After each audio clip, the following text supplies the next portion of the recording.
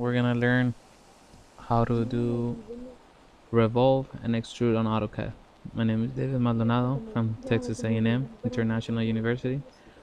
This is class Engineering Graphics, ENGR 1204, class of 2015. So we're gonna learn how to extrude and revolve. It's pretty simple. It's gonna look like this at the end. So let's start. First, we're gonna just draw a polyline. Let's draw a rectangle. The measurements don't really matter, but just put 100 straight line. Okay, from there we go and make let's say 150 to make it a rectangle.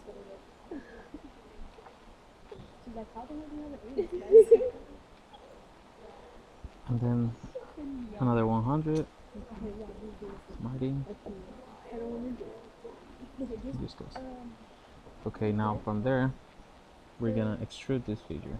As we can see, the figure is on 2D, so we're gonna make this 2D figure into 3D. So we're gonna select, make sure on the gear here you're on 3D modeling or 3D basic. Drafting and annotation is for 2D, and this is for 3D, which we're working on it right now. Extrude, select extrude. It tells you the command here to select objects to extrude. Select it, press enter, and then you can select the height of the figure. Let's select 70. So it's pretty simple. This is how you extrude a figure. Now let's look at another example real quick.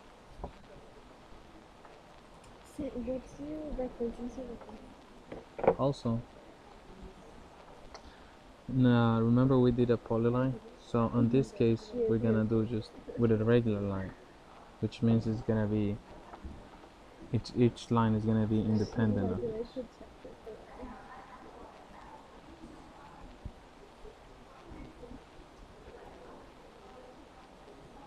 Let's make this. It doesn't have to be symmetric.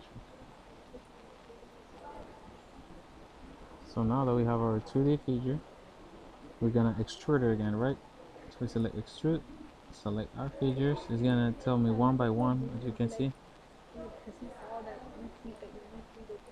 And then select enter, and now it's empty.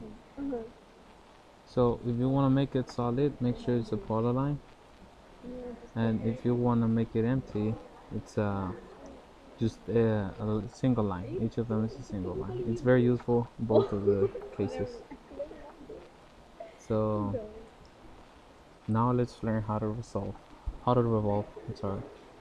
So let's make it different, and we're gonna make now a circle. So it's asking for the radius. Let's do 15.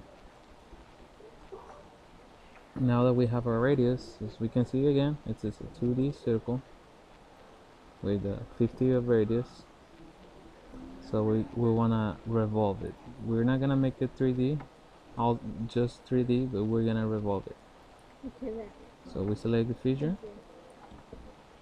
enter, and now as you can see here where I'm pointing, it's asking for X, Y, or Z.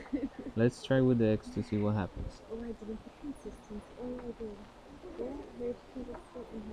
It revolves in the X-axis from the 2D to 3D in the X-axis to revolve. Now let's try it with the Y-axis. Again, select revolve and Y-axis now. Oh, there you go. Now it's on the Y-axis, as you can see. So I hope this was useful. Again, this is David Maldonado, and I hope you guys learn how to revolve and extrude.